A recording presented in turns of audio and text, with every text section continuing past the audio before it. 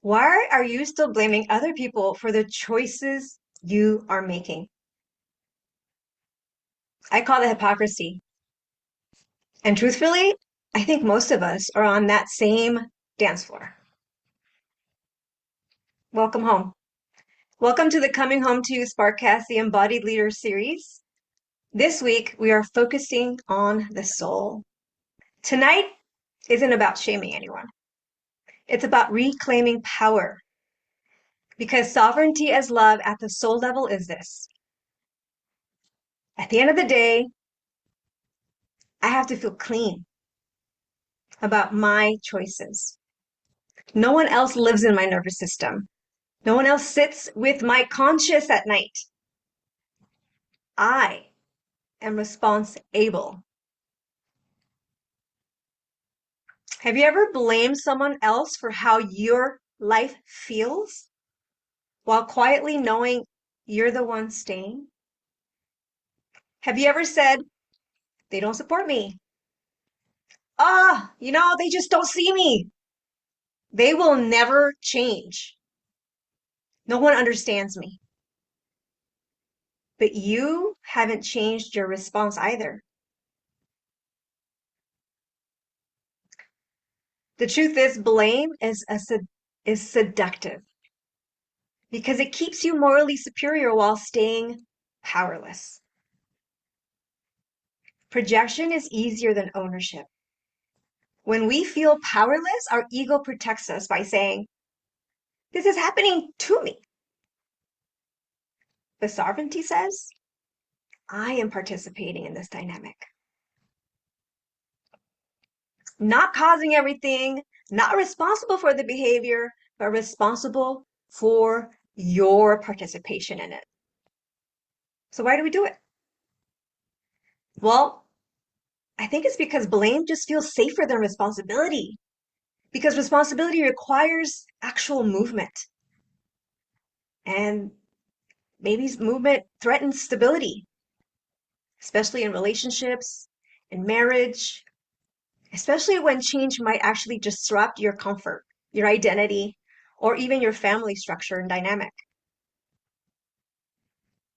So the soul contracts and says, yeah, it's them, it's not me. Because if it was you, you might have to choose differently. And choosing differently costs something.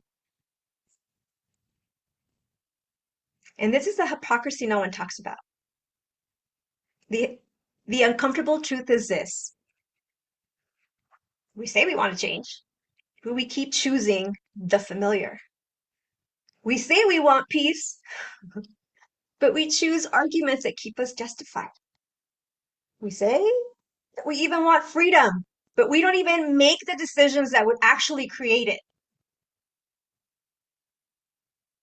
That's not evil. That's not even bad. That's just fear. But sovereignty as love calls it out, brings it forward, not to shame, but to liberate.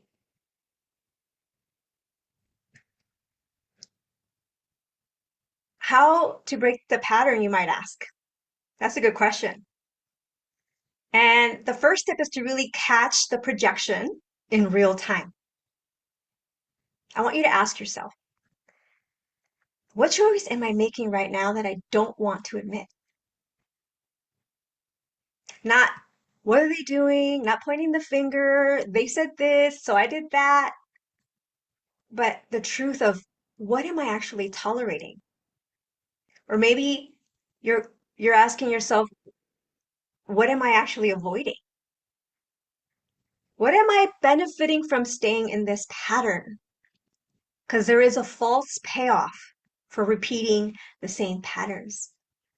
Because the truth is, there is always a hidden benefit.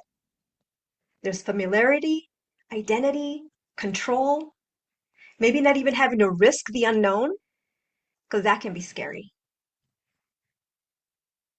And I saw this pattern playing out in the last 2 weeks. And normally this episode airs on Tuesdays. And here I am on a Thursday night deciding that I wanted to come here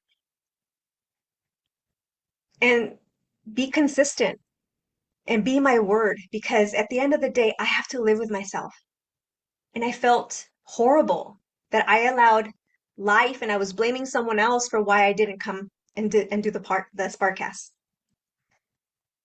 And that is giving away my power every time I do that. Making someone else responsible for what I choose. So here is what we get to do now. We get to move from blame to responsibility. If you notice in the word, it says response ability. You have the ability to respond. And that choice is yours. That choice is mine. That is sovereignty as love. So responsible means I can choose my next move. Even if I cannot control the outcome, even if it's uncomfortable, but even if I don't know how it will land, that's sovereignty. For instance, today, a benign conversation. I was trying to have just simple conversation. And I felt dismissed. I felt not heard. I felt not seen. And that triggered an old pattern of mine that I discovered this week because I got curious. I looked within myself, like, why is this pattern happening? Why am I still giving away my power in this moment when I know better? When I have the awareness. But you know what it is that I also caught myself doing? Changing and shifting in real time, which is something that I didn't used to do before. And that's what embodied leadership looks like, is recognizing in those moments and asking yourself, what is in the gap? What's missing? What am I trying to make right in this moment? What story am I choosing to believe in this moment? Is it true that I'm not valued? Is it true that I'm not important? Is it true that I don't matter? No, of course not. But in that moment, that's how it showed up for me. Because the one person I want to be seen and valued and respected wasn't giving me that. And so that old wound that I probably picked up in childhood surfaced and resurfaces again and again and again. And the other thing that I want to give myself props for, because I get to celebrate myself in the moments that I choose something better serving, is that instead of spiraling and going to numb myself or doing something harmful, I paused and I chose something better for myself. I chose to pause and to call a friend, to go for a walk, to get in the bath, whatever it was that I did, I chose to do that instead of spiraling into the I'm not good enough victim story. And that is sovereignty as love in real time. And it looks messy, and that's okay. You are not going to get it right every time, and that's okay. If you're going to hear anything in any of this episode and any of the episodes this month of Sovereignty as Love, is that it's okay to not get it right every time. Give yourself grace. It's the small little actions that you take that where you choose something different, that's the work. That's the work. And that is your nervous system starting to repattern to make a different choice. And the more you consistently do that, the easier and better and faster you'll be able to shift in the moment. And that's soul level ownership. Because sovereignty as love in the soul is not control. It's integrity. And it's being able to say, I may not control what happened, but I control how I contribute and how I continue. It's going to bed at night knowing, I showed up clean, I showed up powerfully, I showed up in the best way that I could. Not perfect, but clean, or different, or better. And that might look like maybe not escalating, maybe speaking calmly, maybe walking away, or having the hard conversation, or even admitting vulnerably that you're scared. And vulnerability is a superpower. It's strength. So where are you blaming someone else for the life that you are still choosing? Where are you waiting for someone else to change before you give yourself permission to shift? And this is the hardest one. If nothing about them changed, what would you have to decide?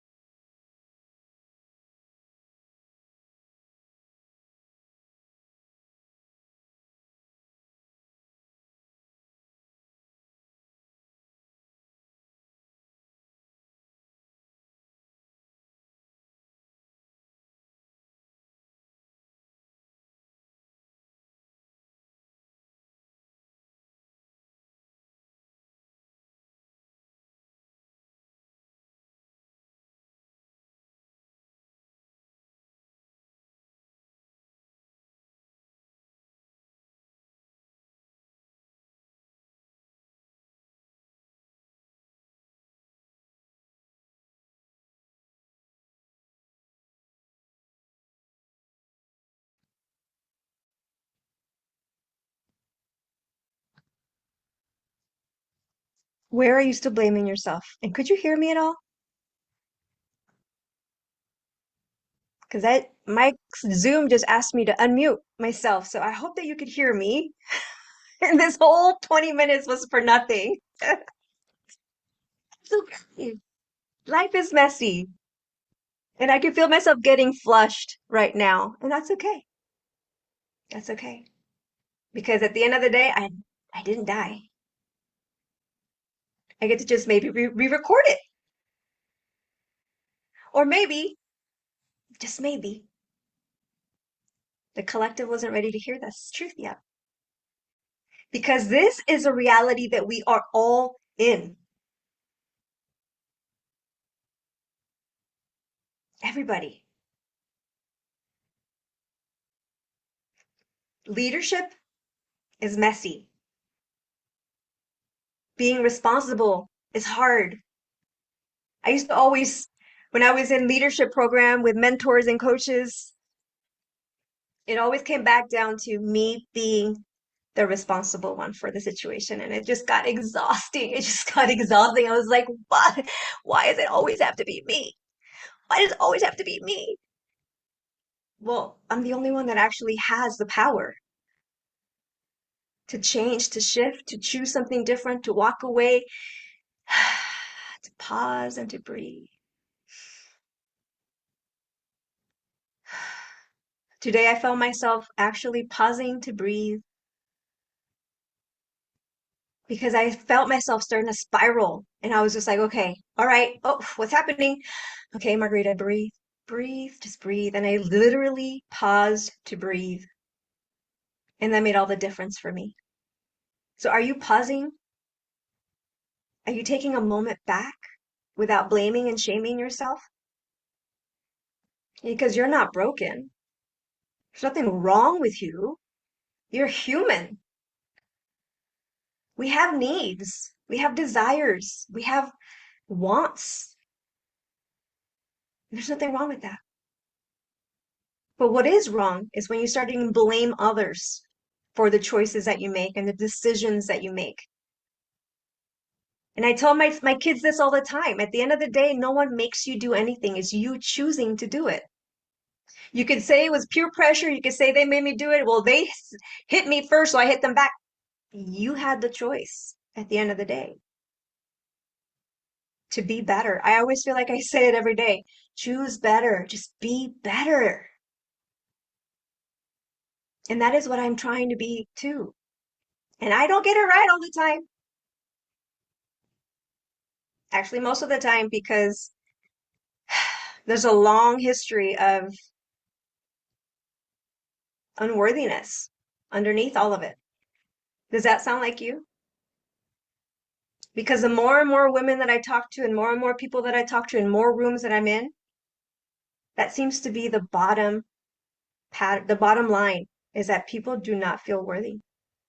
They don't feel worthy of love, abundance, success, friendships, love, connection. Does that sound like you? And this isn't about blaming yourself either. So please, I'll say it again, do not blame or shame yourself. There's nothing wrong with you. It's really about stepping off the dance floor of projection. And it's about saying, oh, I am responsible. I am able to respond differently. I am able to respond lovingly. I am able to respond compassionately. And if you're not able to respond in that moment, take a breath and pause. And I feel like this needs to be repeated because that is the biggest number one choice that could be between an argument and a fight and spiraling or staying sovereign in your power. And sovereignty as love, well, that's the golden ticket. So saying that you're responsible, that is love. Because sovereignty without responsibility, well, that's just plain ego. But sovereignty with responsibility is power. And I know we all want to be in our power. But clean power, soul level power.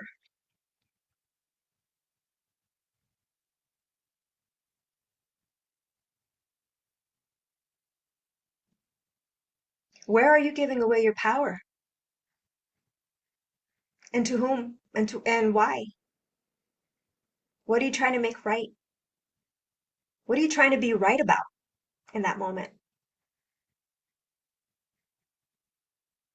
Right? That you're powerless?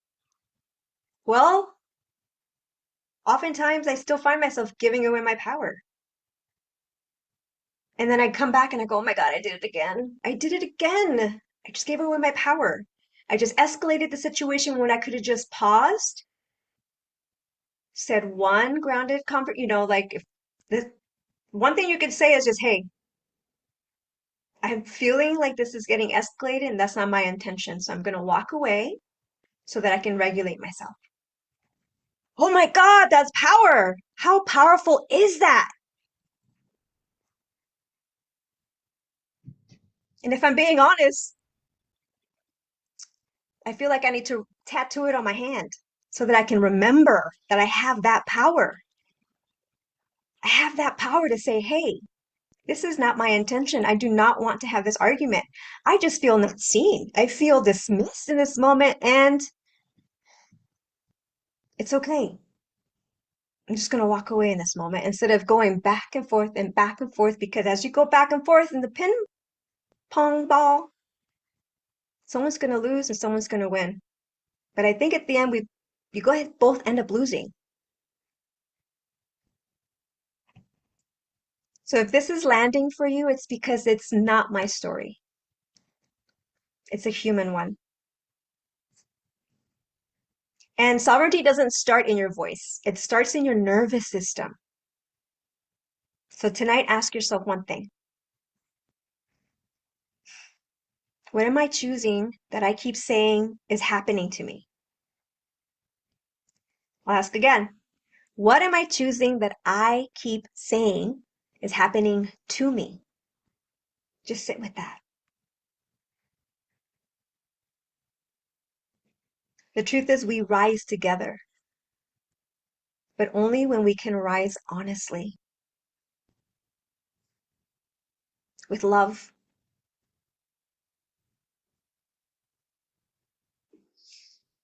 I hope you join me this Tuesday for the Trinity of Truth when I sit together with 3 other powerful women as we navigate sovereignty as love and integrating in the mind, body, and the soul. And I want to leave you with this. Remember, you are not behind. You are right on time. So keep rising, my sister. Keep shining your light and keep coming home to you because you matter exactly as you are. I am your host, Margarita Rose, and this is a Coming Home to You Sparkcast, the Embodied Leaders series. And this month, we have been talking about sovereignty as love. Please join me next week, same time, same Spark channel. And if you haven't already, please subscribe and share this content with someone that you know needs to hear this message and reminder that she's not alone and that she's not broken. Because when you do this content, we'll go to those women who really need that reminder that she's not alone.